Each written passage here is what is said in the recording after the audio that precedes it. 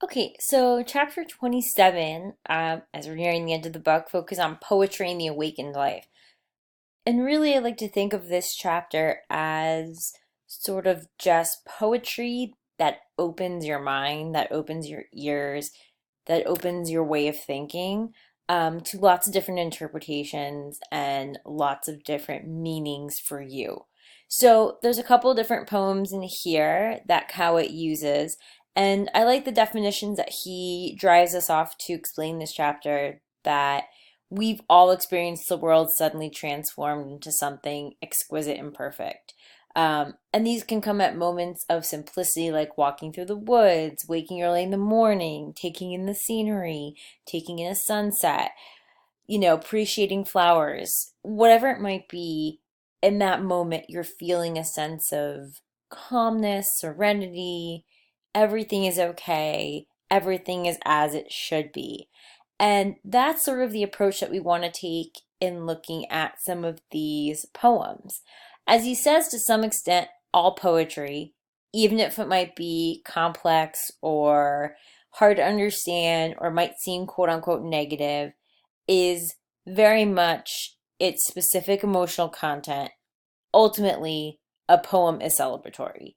Um, the experience, whatever's going on inside the poem, between the poem and then outside the poem, between you as the reader and the narrator, all comes together to have this experience of some sort of celebration.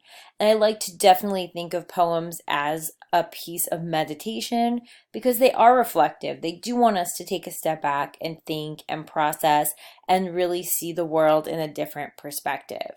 So there's a couple different examples that he uses here. One, of course, of his own, Dusk in the Cucumacas.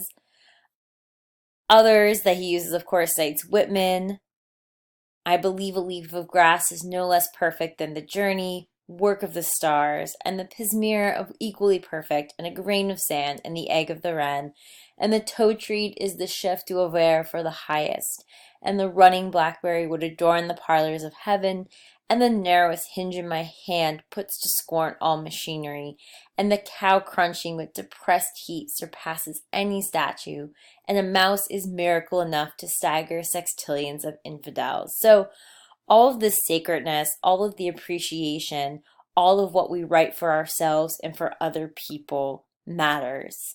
And it matters for our sense of figuring out who we are, how we figure out our place in society, and how we figure our relationships with other people. So it also makes us think of sort of otherworldly figures and places. How we see each other, how we open our emotions up becomes really, really important. He uses a grain here from Blake. Blake expresses the same cosmic consciousness that Whitman does in The Allegories of Innocence. To see a world in a grain of sand and a heaven in a wildflower, hold infinity in the palm of your hand and eternity in an hour. So you see the symbolism, everything is interrelated here. And it's very much a different approach. The pool, obviously, this is not the full poem, it's way too long, as he says to quote, but you can break the different four lines that are quoted up here and look at a couple different examples.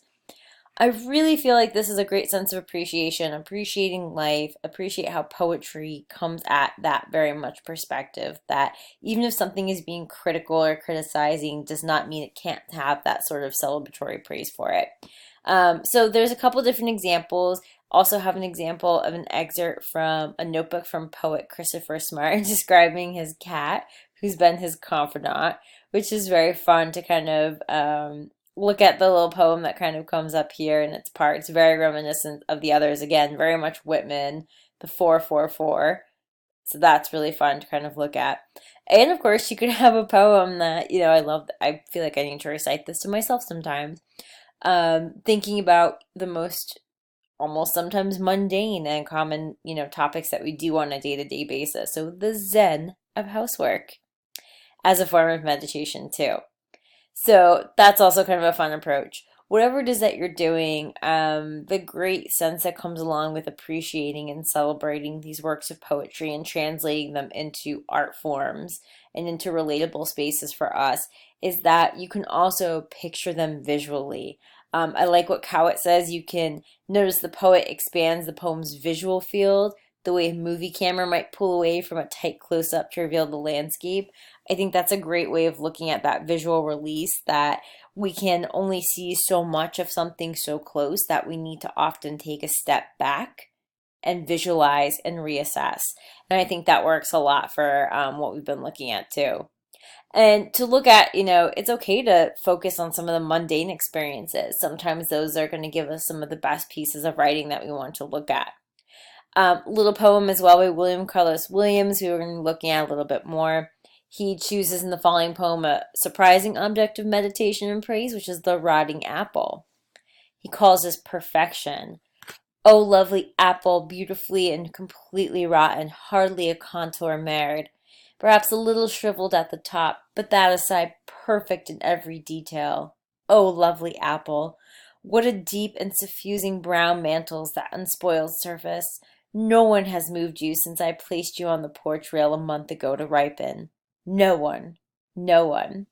So of course, as Cowett says, looking at how he breaks up the lines in the middle of the phrase units, how he enjams the lines. So you have the pacing kind of on point, but you're still looking forward to what's coming next, and how he kind of focuses that.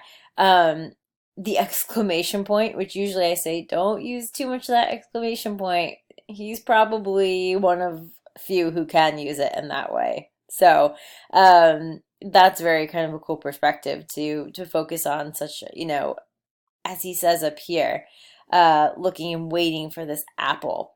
But as Cowett points out, when you're looking at it as innocently as sort of we are reading it, what does rotten actually mean? Does that mean it's not beautiful? Does it mean it's not perfect? It makes you think, like, how can I have all these thoughts, so many thoughts about something so simplistic as an apple like that?